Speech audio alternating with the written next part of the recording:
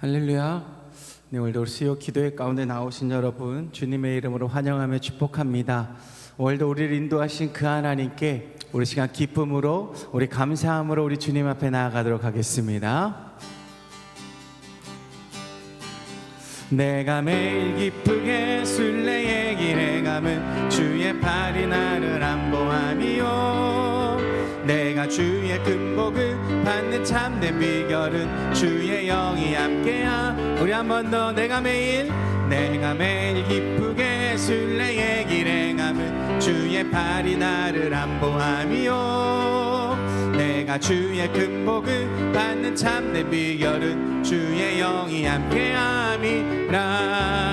성령이 계시네, 할렐루야, 함께하시네. 좁은 길을 걸으며 밤낮 기뻐하는 것 주의 영이 함께함이. 전에 죄에 빠져서 평안함이 없을 때 예수 십자가의 공로 입어 그 발 아래 엎드려 참된 평화 얻음은 주의 영이 함께함이. 성령이 계시네, 성령이 계시네, 할렐루야, 함께하시네. 좁은 길을 걸으며 밤낮 기뻐하는 것 주의 영이 함께함이라. 나와 동행하시고 모든 염려하시니 나는 숲의 새와 같이 기쁘다. 내가 기쁜 마음으로 주의 뜻을 행함은 주의 영이 함께함이라. 성령이 계시네, 할렐루야, 함께하시네. 좁은 길을 걸으며 밤낮 기뻐하는 것 주의 영이 함께함이라. 세상 모든 욕망과 나의 모든 정욕은 십자가에 이미 못을 박았네. 어두운 밤이 지나고 무거운 짐 벗으니 주의 영이 함께함이. 성령이 계시네, 성령이 계시네, 할렐루야, 함께하시네. 좁은 길을 걸으며 밤낮 기뻐하는 것 주의 영. 우리 다시 한 번 더. 내가 매일 기쁘게 순례의 주의 팔이, 내가 주의 금복을 받는 참된 비결은 주의 영이 함께함이. 아멘. 성령이 계시네, 영이 계시네, 할렐루야, 함께하시네. 좁은 길을 걸으며 밤낮 기뻐하는 것 주의 영이 함께함. 전에 죄에 빠져서 평안함이 없을 때 예수 십자가의 공로 힘입어 그 발 아래 엎드려 참된 평화 얻음은 주의 영이 함께함이. 성령이 계시네, 성령이 계시네, 할렐루야, 함께하시네. 좁은 길을 걸으며 밤낮 기뻐하는 것 주의 영이 함께함. 나와 동행하시고 모든 염려하시니 나는 숲의 새와 같이 기쁘다. 내가 기쁜 마음으로 주의 뜻을 행함은 주의 영이. 우리 다시 한 번 더. 나와 동행하시고 모든 염려하시니 나는 숲의 새와 같이 기쁘다. 내가 기쁜 마음으로 주님의 영이. 아멘. 우리 성령이 계시네, 할렐루야, 함께하시네. 좁은 길을 걸으며 밤낮 기뻐하는 것 주의 영이 함께하시네. 세상 모든 욕망과 나의 모든 정욕은 십자가에 이미 못을 박았네. 어두운 밤이 지나고 무거운 짐 벗으니 주의 영이 함께야. 성령이 계시네, 성령이 계시네, 할렐루야, 함께하시네. 좁은 길을 걸으며 밤낮 기뻐하는 것 주의 영이 함께야. 성령이 계시네, 성령이 계시네,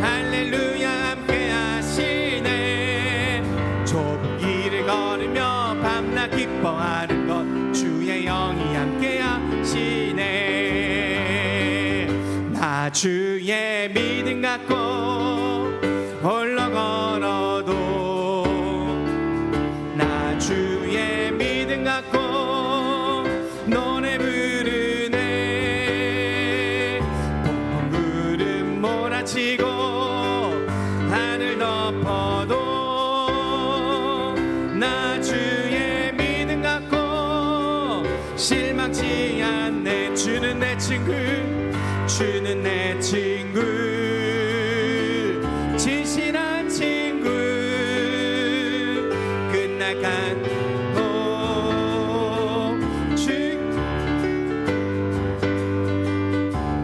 구름 몰아치고 하늘 덮어도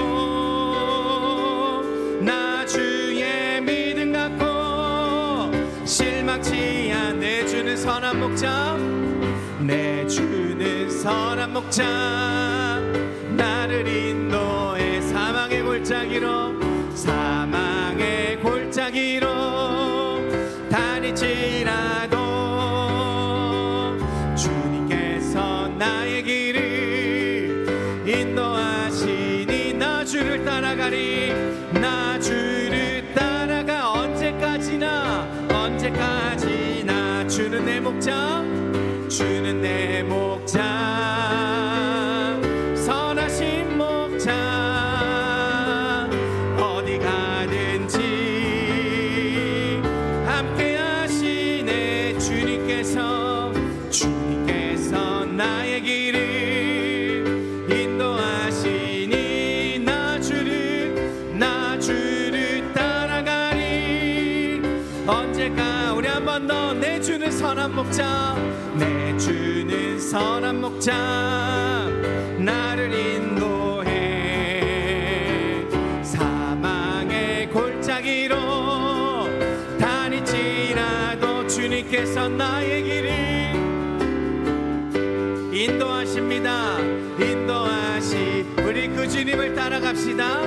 나 주를 따라가리. 언제까지. 주는 내 목자, 주는 내 목자, 선하신 목자. 어디 가든지 함께 하시네, 함께 하시네. 주님께서 나의 길을 인도하시리. 나 주를 따라가리. 언제까지나. 할렐루야. 우리 주님께 우리 영광의 박수 올려드리며 나아갑시다. 아멘. 우리의 삶이 날마다 주님을 따라가는 그런 우리의 삶이 되기를 소망합니다. 우리가 어디를 가든지 주님으로 우리 함께 하시는 분이십니다. 늘 지키시고 보호하시는 분이십니다. 우리 양옆에 계신 분, 앞에 계신 분에게 그런 마음으로 이렇게 인사합시다. 주님만 따라갑시다. 이렇게 인사하겠습니다. 주님만 따라갑시다. 아멘. 한 번 더 인사하실 때 이렇게 인사할까요? 주님만 바라봅시다. 이렇게 인사하겠습니다. 주님만 바라봅시다. 아멘. 우리 그 하나님의 이름을 높이며 나아갑시다.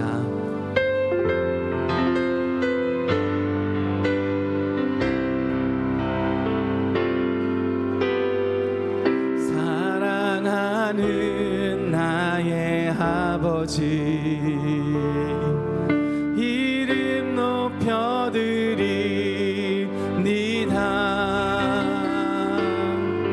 주의 나라 찬양 속에 임하시니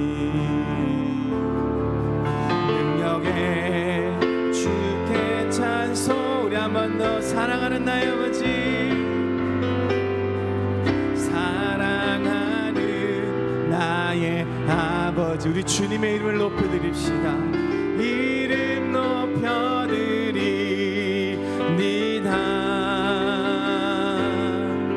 주의 나라 찬양 속에 임하시니 능력에 주께 찬송하네. 전능하신 하나님 찬양 언제나 동일하신 주. 전능하신 하나님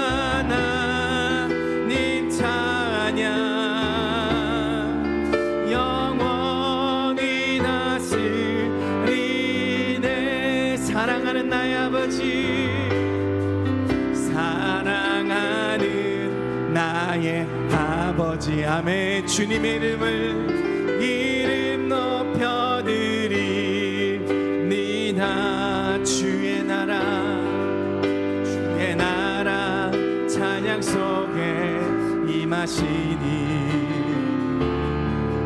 능력에 주께 찬송하네. 전능하신 하나님 찬양 언제나 동일하신 주. 전능하신 하나님 차 영원히 다스리네. 영원히 다스리네. 아멘. 나 주의 이름 높이리. 나 주의 이름 높이리. 나 주의 이름 높이리. 하늘 높이 올린 깃발처럼 주의 이름 우리 한번 더. 나 주의 이름 높이리. 나 주의 이름 하나님 내 삶이 날마다 주님의 이름을 높이겠습니다. 나 주의 이름 높이리. 하늘 높이 올린 깃발처럼 주의 이름 높이리. 전능하신 하나님 찬양 언제나 동일하신 주. 전능하신 하나님 찬양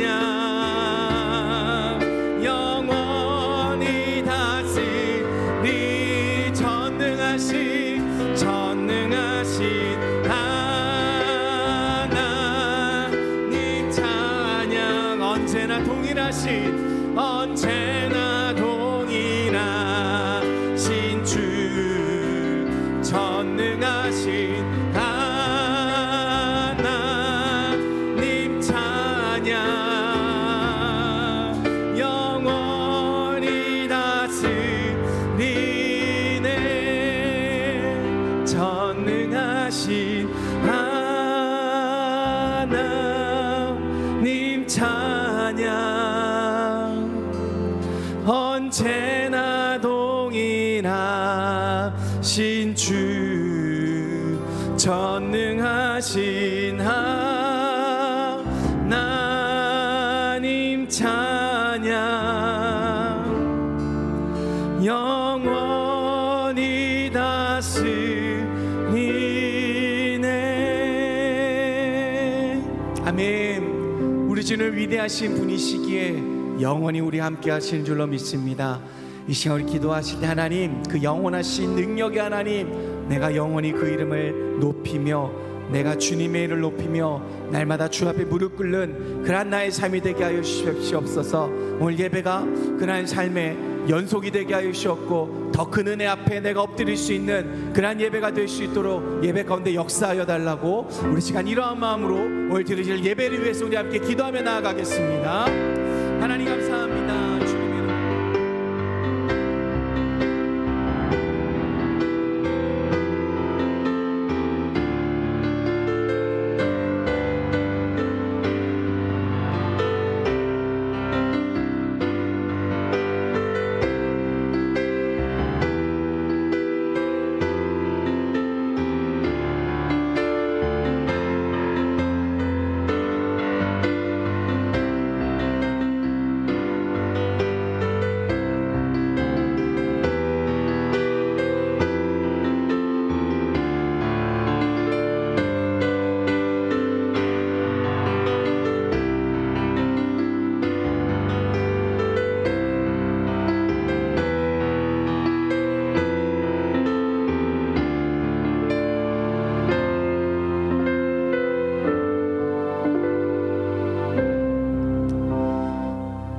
살아계신 하나님 감사합니다.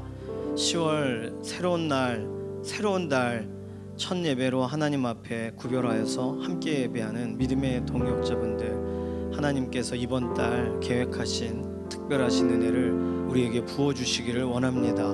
특별히 병상의 교우분들을 이번 달에는 일으켜 주시고 회복의 소식이 더 온전히 전달되어지기 원하고, 간증 있는 병상에서의 축복된 하루가 되게 하시옵소서. 특별히 우리 자녀들, 다음 세대들을 축복합니다. 자녀들 공부하고 성장하는 과정 속에 믿음의 깊이가 그 뿌리를 깊이 내리게 되기를 원하고, 특별히 어떤 다른 것보다 살아가는 동안 하나님께서 주신 말씀 붙들고 나아가는 기도의 자녀들 되게 하여 주시옵소서. 교회를 위해 기도합니다. 추수의 결실이 있기를 원합니다. 이번에 교회 아울리치 전도했던 모든 현장들도 실제적인 전도의 열매를 보게 되기를 원하고, 하나님께서 우리로 같은 마음으로 섬기게 하셨던, 그리고 우리도 아직까지 기도하게 하시는 지역과 지역 7개 교회가 하나님 은혜 안에 돌아오는 주일날 한 영혼 한 영혼들이 실제로 더 나오게 되는 복된 현장이 열려지게 하여 주시옵소서. 열방에 관련돼서 기도합니다.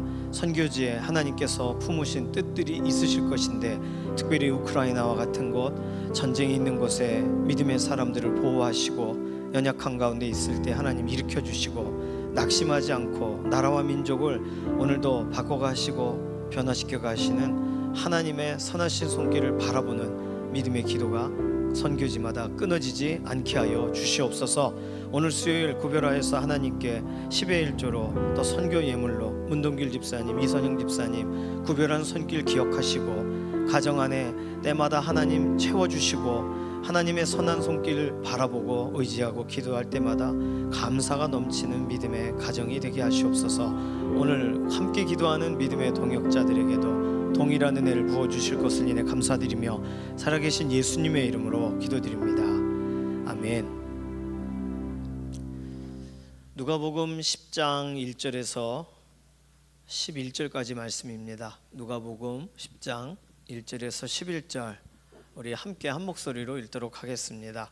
그 후에 주께서 따로 70인을 세우사 친히 가시려는 각 동네와 각 지역으로 둘씩 앞서 보내시며 이르시되 추수할 것은 많되 일꾼이 적으니 그러므로 추수하는 주인에게 청하여 추수할 일꾼들을 보내주소서 하라. 갈지어다 내가 너희를 보냄이 어린 양을 이리 가운데로 보냄과 같도다. 전대나 배낭이나 신발을 가지지 말며 길에서 아무에게도 문안하지 말며 어느 집에 들어가든지 먼저 말하되 이 집이 평안할지어다 하라. 만일 평안을 받을 사람이 거기 있으면 너희의 평안이 그에게 머물 것이요 그렇지 않으면 너희에게로 돌아오리라.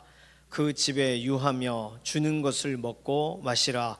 일꾼이 그 삭슬 받는 것이 마땅하니라. 이 집에서 저 집으로 옮기지 말라. 어느 동네에 들어가든지 너희를 영접하거든 너희 앞에 차려 놓은 것을 먹고 거기 있는 병자들을 고치고 또 말하기를 하나님의 나라가 너희에게 가까이 왔다 하라. 어느 동네에 들어가든지 너희를 영접하지 아니하거든 그 거리로 나와서 말하되 너희 동네에서 우리 발에 묻은 먼지도 너희에게 떨어버리노라. 그러나 하나님의 나라가 가까이 온 줄을 알라 하라. 아멘. 전도는요, 메시지가 전달이 되어야 전도입니다. 느낌을 전할 수 있어요. 누군가를 환영하는 느낌, 누군가를 축복하는 느낌을 전달할 수 있습니다. 또는 이후에 어떤 일들에 대해 소망과 기대에 대해 말해줄 수 있어요. 10월 달 좋은 일이 있을 것입니다. 이런 이야기들도 좋죠. 나쁜 말들이 아닙니다. 그런데 전도는 가장 중요한 핵심 메시지, 전해야 될 내용이 전달돼야 전도가 되는 거예요. 그러니까 내용이 전달되지 않으면 전도라고 말할 수 있을까? 전도하러 나갔는데 전도가 되어지지 못한 경우들이 있는 이유는 내용이 잘 전달이 못 되기 때문입니다. 예를 들어서 어느 이 매장 앞에 가전제품 매장이나 마트가 새로 오픈하면 어떤 일이 벌어지냐면 날씬하고 예쁜 누나들이 나와서 막 춤을 추기 시작합니다. 이렇게 와 이렇게 춤을 춰요. 그리고 또는 이렇게 생활용품 같은 거를 막 나눠주기도 하고, 뭐 예를 들어 우리 전도할 때 사용하는 물티슈 같은 걸 이렇게 뭐 특별 할인 언제고 이런 전단지를 나눠주기도 하고 그렇습니다. 그런데요, 춤만 춘다면 어떻게 될까요? 어느 이렇게 건물 앞에서 계속 춤만 춰요, 하루 종일. 그러면 왜 춤을 추는지를 모르는 거잖아요. 그리고 뭔가를 받긴 받았는데 전혀 다른 걸 받는다면, 그러면 여기 마트가 새로 오픈했습니다, 많이 이용해 주세요, 이런 건지 전혀 알 수가 없어요. 뭐 이런 춤추는 사람을 뽑는 건지 전혀 확인이 안 되는 거예요. 내용이 전달되지 않으면 춤을 추든 물건을 나누든 실제적으로 전달이 잘 안 된 것입니다. 그냥 춤 구경하고 사람들이 가는 거고, 행사 뭐야 저거 이러고 그냥 가는 거예요. 어저께 저희 어머니 생신이셔가지고 점심시간을 이렇게 짬을 내가지고 연희동에 갔다 왔습니다. 홍제천이라고 있는데, 홍제천에 이렇게 폭포가 흐르는 곳이 있어요. 저도 그쪽에 살았지만 그 당시에는 폭포가 있었나 모르겠어요. 근데 이렇게 사람들이 지나다니는 이렇게 그 물가 옆에를 인공으로 만들었다고 합니다. 물레방아도 있고요. 그거를 거기에 이렇게 카페 자리를 오픈을 하려고 계획했더니 아무도 안 들어오는 거예요. 내부 순환 지나가는 밑에 카페 건물이 들어가야 되니까 아무도 입주를 안 했어요. 그래서 서대본 구청이 지어버렸어요, 카페를. 그래서 폭포가 정면으로 보이는 기가 막힌 카페가 있습니다. 그래서 그 소문만 듣고 가봤어요. 와, 기가 막힌데, 더 기가 막힌 건 옆에 막 공사를 해가지고 와다다다 와다다다 이런 소리가 나고, 한쪽은 뭔가의 행사를 하고 있어요. 카페로 가야 되는데 돌아가시오. 왜요? 여기 행사가 있습니다. 왜 그러나 봤더니 무대가 폭포를 향해 있는 거예요. 그러니까 지나가면 다 보이는 거죠. 무슨 행사일까 모르겠어요. 사회자가 목소리를 높이기도 하고 초대 가수가 노래도 부르는데 무슨 행사인지 잘 모르겠더라고요. 그래서 어머니하고 그냥 차나 한잔 하고 나오는데 행사가 다 끝났습니다. 다 끝나서 돌아보니까 현수막에 뭐라고 써 있냐면 그 장애인 관련된 행사다, 이렇게 무슨 장애인 한마당 뭐 이런 식의 행사였습니다. 그런데 무대 현수막을 자세히 보는데 장애 인식 개선을 위한 행사예요. 그러니까 장애를 입으신 분들이 얼마나 불편한지를 체험하게 되어 있어요. 체험 부스가 있고, 또 실제로 그 구 안에서 최근에 장애로 인해 어려움을 당한 사람을 이렇게 또 후원하는 그런 시간도 있고, 그게 프로그램 순서에 있더라고요. 다시 말하면 장애인을 위로하고 격려하는 부분도 있고, 장애가 무엇인가를 전혀 와닿지 않는 청년들이나 이런 아이들이 실제로 뭔가 이렇게 체험하도록 뭘 타보기도 하고, 아니면 불편한 걸 몸에다 묻기도 하고 뭐 이런 걸 체험하는 그런 거예요. 근데 제가 카페로 들어갔다 나올 때까지 아무도 장애인 체험 행사라는 걸 말해주질 않았어요. 그냥 장애인 관련된 이런 뭐 상장을 전달하고 노래를 부르고 그런 행사만 그냥 했을 뿐, 체험 부스가 제대로 원활하게 되지를 않았습니다. 거기가 조금 특이한 곳이라 외국인들이 많더라고요. 그 폭포 보러 왔는데 외국인들 때문에 체험을 안 시켰는지 모르겠어요. 그래서 다 끝난 다음에나 알았습니다. 행사가 다 끝나고 저희가 이렇게 지나가니까 부스에 있는 사람들이 저기요 이렇게 하고는 본인들도 이제 시간 다 끝났으니까 집에 갈 준비를 하고, 체험을 몇 명이나 했는지 전 잘 모르겠더라고요. 거기서의 행사의 핵심은 장애인 인식 개선이잖아요. 그런데 아무도 그런 행사인지를 모르는 거예요. 그러니 행사를 위한 행사를 하긴 한 거죠. 거기 수많은 그 폭포 떨어지는 거 보려고 가 있는 사람들은 행사와 전혀 상관없이 너무 좋은 기회였는데, 장애인 체험 관련돼서 뭔가 설명을 들을 수도 있는 기회일 수도 있고, 뭔가 이렇게 휠체어를 직접 이렇게 해보기도 하고, 이렇게 당신도 얼마든지 이렇게 어렵게 다칠 수 있어요. 이런 것도 경험해보고 그렇구나, 배려라는 것도 배우게 될 가장 좋은 그런 행사를 실제로 거기 있던 대부분의 사람들은 그냥 실속 없이 그냥 의미 없이 지나갔단 말입니다. 오늘 우리들에게 있어서 전도라고 할 때도 실제로 전도가 목적이면 전도가 되어져야 되는데 행사일 경우가 있어요. 전도 집회가 대부분 그렇습니다. 초청 집회인데 내가 초청하고 끝내요. 다른 사람을 초청해야 되는데, 그래서 그게 어떤 분기마다 시즌마다 있는 교회들은 너무너무 잡아 돌립니다. 의도적으로 막 가열찬 그런 행진을 하도록 잡아 돌려요. 그래야 뭔가가 되어지니까. 행사로 끝나면 전도가 안 되잖아요. 친구 집에 간다고 가정해 보십시오. 저도 초등학교 때 친구 집에 주일 아침마다 갔어요.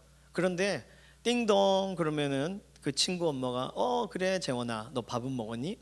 아니요. 그럼 그래? 그럼 밥 먹어라. 네, 밥을 먹고 친구랑 게임하고 저 가봐야 되겠어요. 그리고 나가면 친구 전도하러 간 건데 밥 얻어먹고 놀다가 가는 거면 잘못 가는 거잖아요. 물론 그런 게 한두 번 쌓여서 너 도대체 왜 맨날 아침마다 밥 먹으러 오는 거냐? 사실은 전도하러 뭐 이렇게 말할 기회가 생긴다면 좋겠지만 만약에 놀다가만 온다면 그건 전도가 아니잖아요. 희미한 겁니다. 목표는 있는데 상황을 자꾸 보는 거예요. 그러니 어떻게 보면 우리에게 있어 한 번이라도 분명하게 행동을 하면 사실 상황은 열리는데 말입니다. 저도 어릴 때 전도하러 남산에 간 적이 있어요. 남산에 가면 전도가 잘 안 돼요. 사람들 딱 보면 전도하러 온 사람인 줄 알고 피해요. 그러니까 CCC 관계자가 가방을 이렇게 하더니 마이크가 있는 척 약간 거짓말처럼 뭐 CBS에서 나왔습니다. 그러면서 이렇게 거짓말을 해서 그 사람에게 인터뷰하는 것처럼 하면서, 그분이 들으시면 안 되는데 인터뷰하는 것처럼 하면서 그래요. 그래서 이걸 읽어보시겠어요 하고 사형리로 들어가요. 그 방법을 배우고 저희도 비슷하게 옷을 이렇게 꾸겨가지고 이렇게 볼펜 같은 거로 옷을 가려가지고 마이크인 것처럼 별 방법이 다 있구나 하면서 어떻게든지 전달되게 하기 위하여 뭐라도 해야 되는데 하는 걸 생각을 해보고 그런 토요일마다 전도를 나갔었는데 그 기억이 있습니다. 예수님은요, 오늘 본문에 보면 예수님께서 제자들을 둘씩 보내시면서 어떠한 말을 전달하라고 하셨어요. 둘씩 가는 게 중요한 게 아니에요. 그 70명이 2명씩 세트가 돼서 흩어지는 게 중요하지 않습니다. 무슨 말을 하고 왔어야 됐어요. 이 본문은 우리가 이미 잘 알고 계시기 때문에 일반적으로 예수님이 전하라 하시는 메시지는 우리가 대략 알고 있습니다. 첫 번째는 뭐냐면 샬롬이에요. 샬롬. 여기 평강이 있을지어다. 샬롬에 대한 메시지가 있어요. 사실은 나가면서 예수님이 하라고 하신 첫 번째 내용은 추수할 일꾼을 보내주소서입니다. 그 말을 하라 그러셨어요.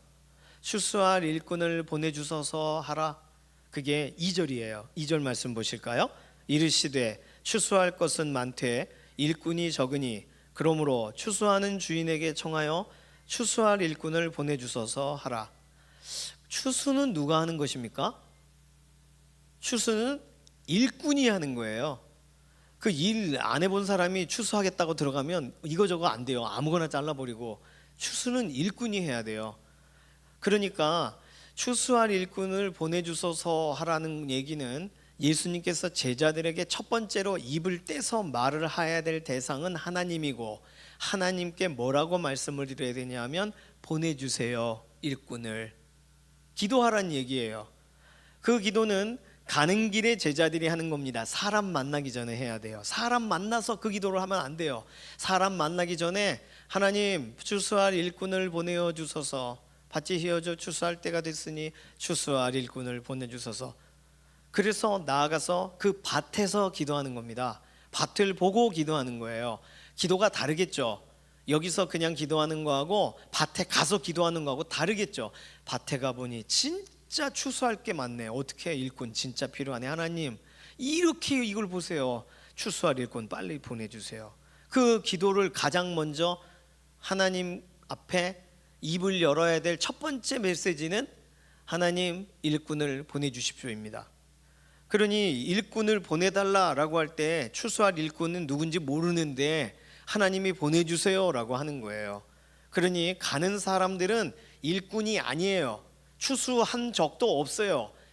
보내달라는 기도를 하는 사람들입니다. 자, 그런데 힌트를 하나 볼 수 있는데, 추수할 일꾼을 보내주소서 하면 지금 예수님의 제자들 다음에 따라올 사람들이어야 됩니다. 오늘 성경 1절에 보시면 되게 특이하게 그 후에 주께서 따로 70인을 세우사 친히 가시려는 각 동네와 각 지역으로 둘씩 앞서 보내시며 이르시되. 자, 그러면 제자들이 먼저 가고 그 다음에 누가 가요? 예수님이 가는 거예요. 그러면 제자들은 추수할 일꾼을 보내주소서를 기도하는 사람이고, 시차적으로 따져볼 때 가장 먼저 가는 추수할 일꾼은 누구세요? 예수님이세요. 아무도 안 가도 가실 분은 누구세요? 예수님이세요. 그러니 그곳은 예수님이 가시려고 작정하셔서 제자들을 보내신 곳이고, 제자들이 뭘 하든지 망치든 제대로 하든 예수님이 다시 가셔서 해결하실 거예요. 그러니 단지 제자들이 먼저 보내진 이유는 그 말을 하라고 보내진 거예요. 추수할 일꾼을 보내주소서, 그 말을 하도록. 추수할 일꾼을 청하는 기도자들이 먼저 밭으로 가고, 추수할 일꾼이 나중에 그 기도자들의 기도로 인하여 당도하는 시스템, 이것이 예수님께서 제자들에게 훈련시키신 전도의 현장의 첫 번째로 기억하고 알아야 될 내용입니다.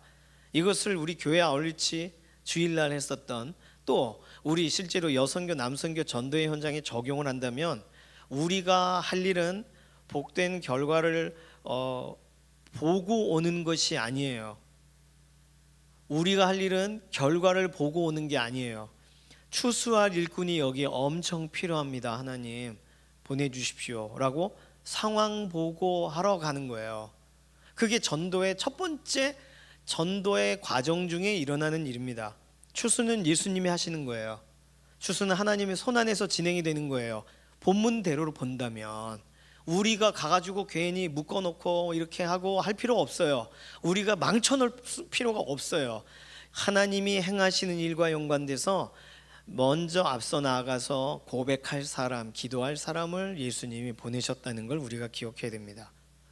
두 번째로 가면서 하는 기도예요. 이건 추수할 일꾼을 보내주세요. 하나님 우리 인원이 적습니다. 추수할 일꾼을 보내주세요. 이렇게 기도하든, 하나님 여기 와보니 너무 밭이 휘어졌습니다. 추수할 일꾼을 더 많이 보내주셔야겠어요. 이런 기도를 해요. 그리고 사람을 만났을 때 할 말은 5절 샬롬입니다. 샬롬. 어느 집에 들어가든지 먼저 말하되 이 집이 평안할지어다 하라. 샬롬 하라. 샬롬은요 선포입니다. 단순히 소망을 말하는 게 아니에요. 잘 되셨으면 좋겠어요가 아니고 샬롬 할지어다로 말을 하는 거예요. 너 지금 안 되고 있니 일이? 그러면 샬롬이 될지어다 선언하고 오는 거예요. 아픈 분을 만나면 샬롬 할지어다, 낙심한 사람을 만나면 샬롬이 될지어다 선언하는 거예요. 너희에게 평강이 있을지어다니까요. 이건 완전한 선포입니다. 그러니 이 선포를 감당할 수 있는 사람, 샬롬을 받아들이는 사람에게는 샬롬이 머물고, 이 선포를 못 받아들이는 사람의 샬롬은 돌아오는 거예요. 선포한 사람에게. 그러니 우리는 샬롬을 증언하러 가는 거고 샬롬을 처방하러 가는 것입니다. 샬롬을 희망하러 가는 게 아니고요. 그러니 우리는요 가서 할 수 있는 집집마다 안녕하세요, 이게 샬롬의 일부겠죠. 하나님은 당신을 사랑하십니다, 이게 샬롬의 일부의 이야기죠. 이 집에 평안하시기를 소망합니다, 평강이 있을지어다 이렇게 말하셨다면 아주 성경대로 말하고 오신 거예요. 다른 건 다 잊어버려도 사람을 만났을 때 처음 해야 될 말은 샬롬이라는 거, 그 예수님이 설명해 주셨습니다. 자, 그리고 세 번째로 예수님께서 오늘 본문에 보면 두 번이나 강조하시면서 전하라고 하신 메시지가 있어요. 어떻게 보면 전도의 가장 핵심적인 내용이 되겠습니다. 오늘 본문에서 9절과 11절에 다 나와요. 9절부터 11절까지 쭉 함께 다시 읽어보도록 하겠습니다. 함께 읽습니다. 거기 있는 병자들을 고치고 또 말하기를 하나님의 나라가 너희에게 가까이 왔다 하라. 어느 동네에 들어가든지 너희를 영접하지 아니하거든 그 거리로 나와서 말하되 너희 동네에서 우리 발에 묻은 먼지도 너희에게 떨어버리노라. 그러나 하나님의 나라가 가까이 온 줄을 알라 하라. 이렇게 말을 해주라는 거예요. 물론 발에 묻은 먼지도 떨어버린다, 이 말은 길게 설명했지만 너와 나와는 관계가 없다, 그렇게 말하는 거예요. 그냥 네가 나에게 저주했니? 그래, 오케이, 여기서 끝. 하지만 하나님 나라랑 가까이 왔어, 이러고 떠나라는 거예요.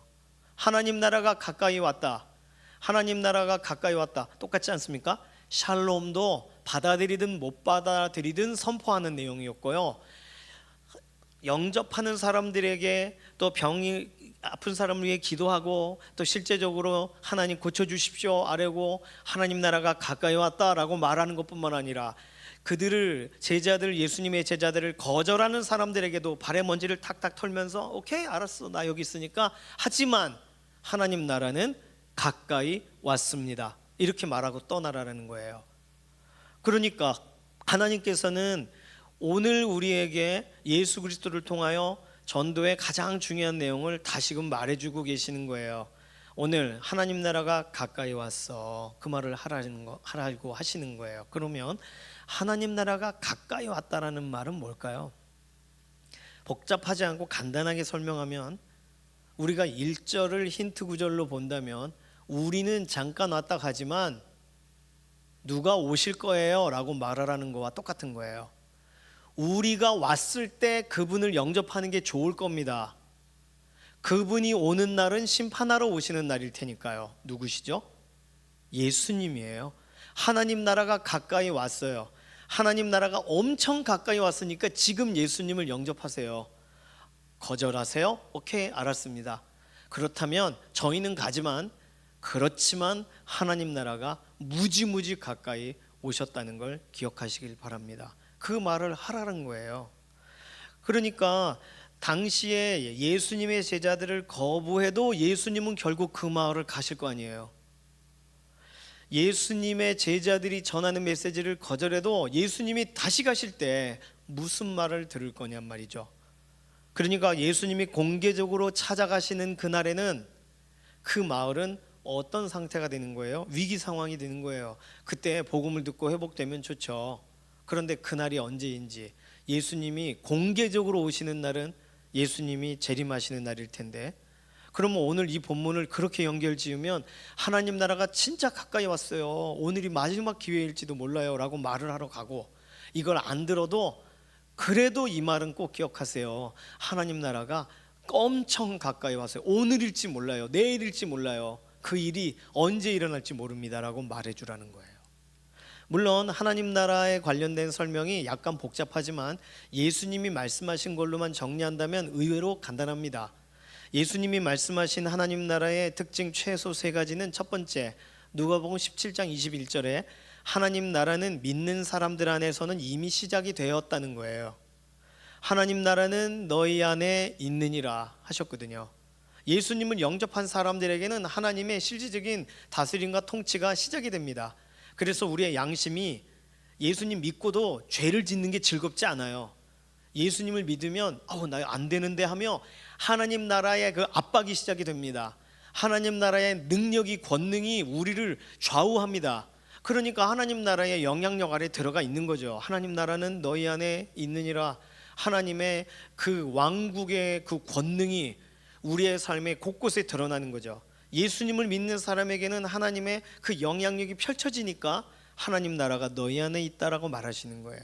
두 번째, 마태복음 12장 28절, 누가복음 11장 20절에는 하나님을 힘입어 귀신이 쫓겨나가고 병자가 치유된다면 그 나라가 이미 시작된 것이다 라고 말씀하셨어요. 만일 하나님의 손을 힘입어 귀신을 쫓아낸다면 하나님 나라가 이미 너희에게 임하였느니라. 자, 생각해 보십시오. 지금 우리들이요, 누군가 귀신 들린 사람이 왔어요. 그러면 손을 얹고 기도해요. 예수 이름으로 명하느니 물러갈지어다 이렇게 했어요. 근데 으악 하고 나가버렸어요, 귀신이. 하나님 나라가 역사하고 계세요. 예수님 당시에도 그러셨고 예수님이 제자들을 보내실 때 제자들이 그렇게 귀신을 쫓고 지금 최소 2000년이 넘었단 말이에요. 하나님 나라가 도래한 지. 믿든 안 믿든 하나님 나라의 역사는 지금 진행되고 있고, 그러니 오늘 우리는 성경에는 써 있지만 우리 시대에는 되지 않아, 이런 생각을 할 겨를이 없이 하나님의 권능의 행진이 진행되는 그 과정 가운데 우리는 살고 있습니다. 하나님 나라가 왕성하게 능력으로 전도하는 시대란 말이에요. 선교지에는 더 두드러지게 보여지고 우리가 살아가는 이 삶의 자리에서는 덜 보이는 것 같은데, 사실은 제자학교처럼 이렇게 특별한 강의나 이런 거, 기도 이런 시간에 특별히 우리의 마음을 터치하시고 하나님이 막 우리 마음을 일으키시고 이런 것들을 경험하는 걸 보면 하나님의 나라가 얼마나 가까이 우리의 인생 가운데 역사하시는지를 실제적인 환경과 하나님을 간절히 사모하고 바라보는 공동체 안에서는 오늘도 하나님이 일으키고 계세요. 세 번째, 마가복음 9장 1절에 보면 여기 서 있는 사람 중에 죽기 전에 하나님의 나라가 권능으로 임하는 것을 볼 자들도 있느니라. 실제로 하나님의 나라가 권능으로 임하는 것을 예수님이 권능을 행하시는 건 봤지만, 여기 있는 사람 중에 예수님의 제자들 중에 죽기 전에 하나님 나라가 권능으로 임하는 것을 언제 봤어요? 오순절 다락방 사건에서 봤잖아요. 나는 내가 하고 싶은 말이 아닌데 이상하게 다른 나라 말을 와살라 바살라 하는데 지나가는 사람이 자기네 나라 고향의 언어로 다 알아들어요. 하나님의 권능의 역사가 있단 말이에요. 실제로 하나님 나라를 더 깊이 체험한 사람들이 막 드러나기 시작해요. 나타나기 시작해요. 성령님을 힘입고 성령 충만이란 것을 경험하고 하나님 나라의 일꾼으로 더 깊이 쓰임 받는단 말이에요. 그러니까 내 시대에 하나님 나라가 더 도래하였으면 좋겠다, 이런 생각이 이상한 생각입니다. 얼마나 많은 사람들이 지금 성령님께 쓰임 받고 있는데요, 사용되고 있는데요. 자, 그러면 하나님의 나라가 이미 도래했고 역사하고 우리 안에 있고, 그러한 사람들이 전도를 하러 갑니다. 그래서 무슨 말을 하라고요? 하나님 나라가 엄청 가까이 왔다니까요. 이 말을 안 할 수가 없잖아요. 안 할 수가 없는 거예요. 오늘 본문은 그래서 우리 주 예수님과 절대적으로 연결되어 있습니다. 예수님이 이 일의 증언자시고 우리는 하나님 나라가 정말 가까이 왔다는 말을 자주 해야 되는 사람이라는 걸 이때부터 이미 예수님은 설명을 하셨어요. 자, 그런데요, 우리의 전도의 현장에는 어떻습니까? 우리의 전도의 현장에는 어떤 말부터 하시나요? 어떤 말을 더 많이 하시나요? 마음이 약해졌을 땐 저도 어떤 말을 하냐면, 뭐 불교도 좋고 뭐 신앙이란 건 좋죠. 예수님 믿으면 더 좋은데 기도하겠습니다. 하나님 나라가 가까웠느니라고 전하지 못해요. 그 정도예요. 피해를 줄까 봐. 병원에 가서 누군가를 위해 기도합니다. 그거 좀 조용히 좀 합시다. 그러면 찬송가를 쬐끄맣게 부르고 기도도 끝내고 쭉 나가, 축복 많이 받으세요 이러면서. 얼마나 저자세로 합니까? 하나님 나라가 가까이 왔어요. 커튼이나 치고 조용히 계시오, 이렇게 말을 해야 되는 건가? 하나님 나라 엄청 가까이 왔어요. 코앞에 와 있단 말입니다. 아저씨, 이렇게 말하고 병원을 나와야 되는데, 그만큼 우리에게 예수님이 하신 말씀이 실제적으로 와닿고 정말 우리의 마음을 막 계속 설레게 만드는가? 굉장히 중요한 내용이 됩니다. 우리는 예수님과 동행한다고 말을 해요. 그리고 성령님이 우리와 함께 계시고 성령님이 우리를 그분의 집으로, 전으로 삼으셨다고 믿고 있어요. 또 기도 중에 하나님의 인도를 구하고 또 실제로 경험하기도 합니다. 또 아픈데 하나님 예수 그리스도의 보혈을 의지하여 기도합니다, 이렇게 했는데 의사가 말한 것처럼 그거보다 훨씬 더 빨리 회복이 되기도 해요. 그렇다면 우리는 이미 하나님 나라를 경험하고 있는 것입니다. 그렇다면 하나님 나라가 엄청 가까이가 아닌 아주 여기와에 들어가 있는, 그냥 내가 하루 살아가는 삶에 하나님의 나라가 아주 세트로 그냥 묶여 있는 삶을 사는 사람이 전도를 가서 하나님 나라 얘기 안 하고 오면 되는 거예요? 해야죠. 하나님 나라가 가까웠어요. 문을 쾅 닫으면 하나님 나라가 가까이 온 줄 아시오. 그러고 가야죠. 문고리 전도, 동로교회 문고리 전도 목사님이 전화하셔가지고 너무 좋았습니다. 문고리를 맞나요? 동로교회 맞나요? 문고리 전도. 어디는 말씀드렸죠. 작년에는 우리 다 너무 힘들었는데 올해는 비가 와서 너무 좋았어요. 막. 그러니까 예수 그리스도를 막 소개하고 하나님 나라 진짜 가까이 왔어요. 오늘 예수님을 영접하지 않으시겠어요? 가족하고 상의하셔야 돼요. 오케이. 그러나 하나님 나라가 엄청 가까이 왔다는 사실은 아셔야 되겠습니다. 이러고 떠났어야 되는 거예요. 우리는요. 그래야 돼요. 그 목사님이, 현지에 계신 목사님은 그렇게 못해요. 말을 우리가 해야지. 선교지에 가시거나 전혀 모르는 사람을 만났을 때 더 담대하게 말씀하시기 바랍니다. 예수 믿으세요. 됐어. 하나님 나라가 가까이 왔다고 이렇게 꼭 말하시기 바랍니다. 아주 성경적인 전도 방법이에요. 우리 안에 예수님의 말씀처럼 그 나라가 서 있어요. 그 나라의 영향력은 우리 안에 가둬져 있을 수 없을 정도로 넘쳐 흘러요. 그러니 우리는 하나님 나라가 가까이 왔다는 말을 불신자들에게 지속적으로 해줘야 되는 겁니다. 그분을 심령을 상하게 하고 막 그렇게까지 할 필요는 없죠. 가끔 전도하는 분 중에 지옥 갑니다, 지옥이 있습니다, 막 이렇게 하는 전도법을 그렇게 하시는 분도 있었어요. 저도 듣기가 조금 어려웠는데 좀 축복하는 말로 시작하면 안 될까? 근데 얼마나 급하면 그렇게 또 전도를 할까 생각도 들었습니다. 복음을 거절하는 사람들에게 우리는 언제나 말해줘야 돼요. 저는 거절할 수 있는데 하나님 나라가 가까이 온 걸 거절할 수 없을걸요? 그 말을 우리가 해줘야 되는 거예요. 그 뭔 소리요? 성경 궁금하신가 보네. 누가복음 10장 9절 11절 보세요. 이렇게 읽어주면 이런 게 어딨냐 하던 사람이 놀라게 되겠죠. 자, 이번 교회 아울리치에 우리가 하나님 나라가 가까이 왔어요 라고 우리가 이 문장 자체를 그대로 전달하진 못하셨겠지만 그러나 비슷하게 복음을 전하고 예수님 믿으셔야 돼요. 우리가 도전하고 왔다면 하나님께서 오늘 이 누가복음 10장 말씀을 우리에게 은연중에 그리고 이 말을 안 하면 안 돼 라는 마음을 주셨으니까 그렇게 전하고 오신 걸 거예요. 그냥 안녕히 계세요, 행복하세요 뭐 이렇게 끝날 문제가 아니니까 그래도 기도 제가 잠깐 해드려도 될까요? 이렇게 하고 기도하고 오셨다면 너무너무 잘하신 겁니다. 남선교 여선교 전도의 현장이 있습니다. 제가 언제나 말씀드리듯 칼을 갈면서 전도하는 건 굉장히 위험합니다. 칼을 들고 하나님 나라가 가까이 왔다고 하는 순간 그거는 굉장히 무서운 장면이 되는 거예요. 그러니 누군가가 그 말을 해줘야 돼요. 거기서 웃으면서 칼을 사사상 가가강 갈면서 쳐다만 보고 있고 어떤 아리따운 목소리를 가지신 분이 하나님 나라가 가까이 왔습니다 이렇게 해주셔야 세트가 맞는 거예요. 칼갈이 전도의 현장에 꼭 그렇게 함께 해주시기 바랍니다. 부침개 전도, 부침개를 한번 딱 뒤집을 때 딱 쳐다보세요. 앉아있는 분에게, 지나가는 분에게 탁! 그러면 하나님 나라가 가까이 왔습니다. 다른 분이 말해주면 돼요. 이걸 하면서 말하면 무섭잖아요. 뒤집는 단어 이렇게 느껴질 수 있잖아요. 무섭습니다. 그러니 우리가 할 수 있는 그 역할이 전도에 도움이 되겠지만 사실은 그것 때문에 사람들이 오는 건 맞아요. 그런데 우리가 할 말은 하나님 나라가 엄청 가까이 왔는데 이 말 다른 데서 못 들어보셨죠? 정말입니다. 말을 해줘야 되는 거예요. 잘 먹었습니다. 그러면 그래 아저씨 하나님 나라가 가까이 왔습니다 이렇게 말해줘야 돼요. 그건 무슨 소리요? 그때부터 전도가 시작되는 걸 수도 있어요.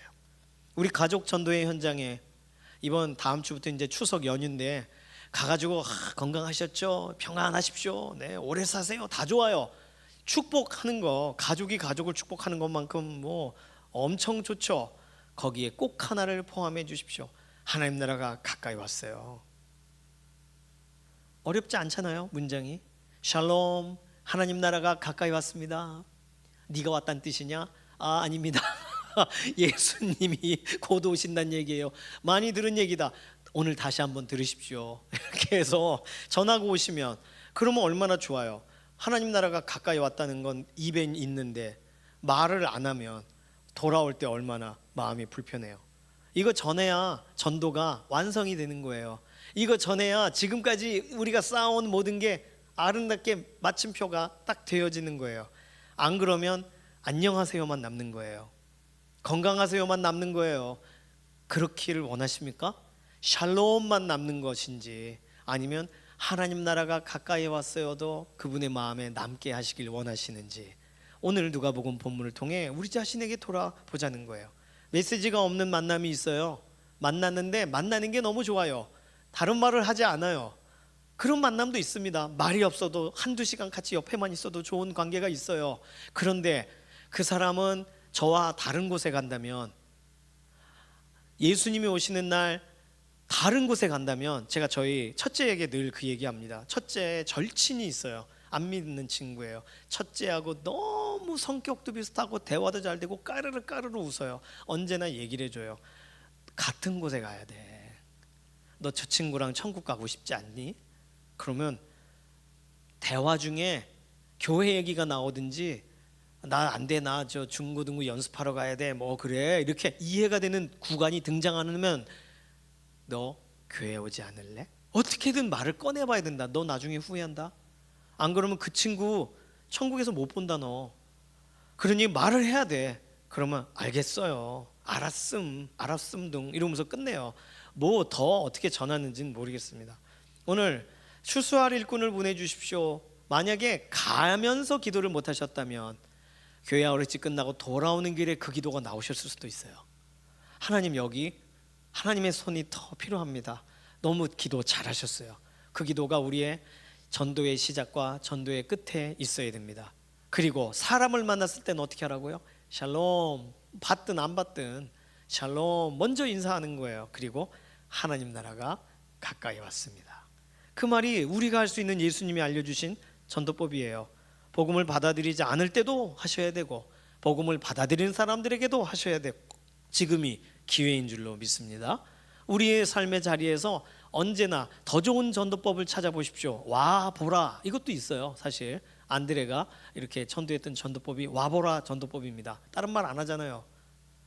그런 것도 좋아요. 그리고는 전도 관련돼서 누군가에게 역할을 맡기면 그분이 열심히 또 전도 예수 그리스도에 대해 소개하면 좋죠. 그런데 스쳐 지나가는 사람에게 할 수 있는 말, 와보라, 관계가 되지 않는 사람에게 할 수 있는 말은 어떤 말을 해야 돼요? 하나님 나라가 가까이 왔어요. 종말을 말하는 건가요? 그것도 있는데 한번 보시겠어요? 누가복음 10장 이렇게 그냥 성경을 읽어주기만 해도, 사실은 누가 성경을 자기 손으로, 자기 눈으로, 자기 귀로 직접 찾아보겠습니까? 이렇게 소개해야죠. 전에도 가끔 말씀드린 전도법, 아이고 학생 이거 좀 읽어줘봐, 뭐라고 썼는지 모르겠어, 이렇게 요한복음 3장 16절을 가르쳐주면서 읽어보라 그러면 어디요? 할머니, 요한복음 3장 16절, 하나님이 세상을 이처럼 사랑하사 그게 바로 너에게 향한 말씀이니라, 이렇게 그대로 적용하면 뭐 다른 전도법이 있어요? 성경에서 말하는 대로 해야죠. 이번에 교회 아울렛이 다녀오시고 우리 계속 기도해요. 하나님 나라가 가까이, 이번 기회에 그 마음을 터치하셔서 이번 주일에 정말 복된 결실이 되어지도록, 그 놀러 갔던 자리가 예배하러 가는 자리가 되도록 교회 아울렛이 지역을 위해서 이 시간 기도하겠습니다. 두 번째 기도 제목은 우리 남선교 여선교 전도의 현장에 하나님 나라의 소식으로 이곳 저곳에서 말이 나오게, 소식이 넘쳐나게 하소서. 하나님 나라가 가까이 왔대요. 하나님 나라가 가까이 왔어요. 제가 이렇게 말하는 거 보니 좀 그렇죠? 하나님 나라가 가까이 왔어서 제가 말을 꺼내는 거예요. 남선교 여선교 현장에, 그리고 추석 기간 가족 안에 샬롬이, 하나님 나라의 소식이 우리를 통하여 전달되게 하소서. 우리 이런 기도 제목 가지고 잠시 통성으로 기도하겠습니다. 살아계신 하나님 감사합니다. 하나님의 크신 은혜를 찬양합니다. 우리는 우리가 예수님이 따라오라고 하시는 대로, 말하시는 대로 우리는 나아가고, 예수님이 기뻐하시는 대로 우리는 전하기를 원합니다. 무엇을 전해야 될까요? 샬롬, 하나님 나라가 가까이 왔습니다. 우리가 할 수 있는 가장 중요한 전도의 내용인 줄로 믿습니다. 우리가 만나는 사람들에게, 다시는 못 만나고 이제 헤어져야 될 사람들에게, 오랜만에 만난 친척들에게, 먼 곳 나아가 전도했던 7교회 각각의 지역 가운데 누구를 만나든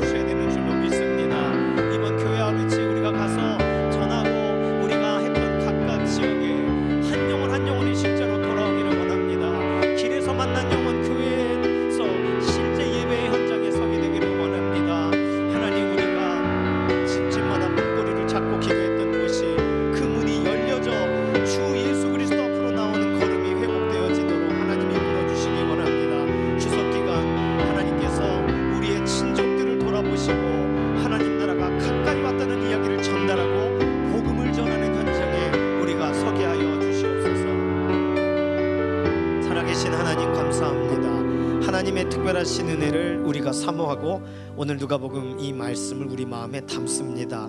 우리의 입술을 열어주셔서 샬롬 하게 하시고 하나님 나라가 가까이 왔어요. 제 말 좀 들어보세요. 복음 전하는 자리에 우리의 마음이 늘 움직여지고 오늘 내일 주어지는 기회 때마다 하나님 나라에 대한 이야기를 꺼내게 우리의 삶을 인도하여 주시옵소서. 교회 아우리치 가장 좋은 결실들이 돌아오는 주일날 맺혀지기를 원합니다. 하나님의 손을 올려 기대하고 바라보는 지역교회 목사님들, 사모님, 그 성도님들의 기도에 응답하시고 오늘 우리도 동일한 마음으로 기도하니 하나님 역사하여 주시옵소서. 감사드리며 살아계신 예수님의 이름으로 기도드립니다. 아멘. 주님께서 가르쳐주신 기도하겠습니다. 하늘에 계신 우리 아버지여, 이름이 거룩히 여김을 받으시오며 나라의 임하옵시며 뜻이 하늘에서 이루어진 것 같이 땅에서도 이루어지이다.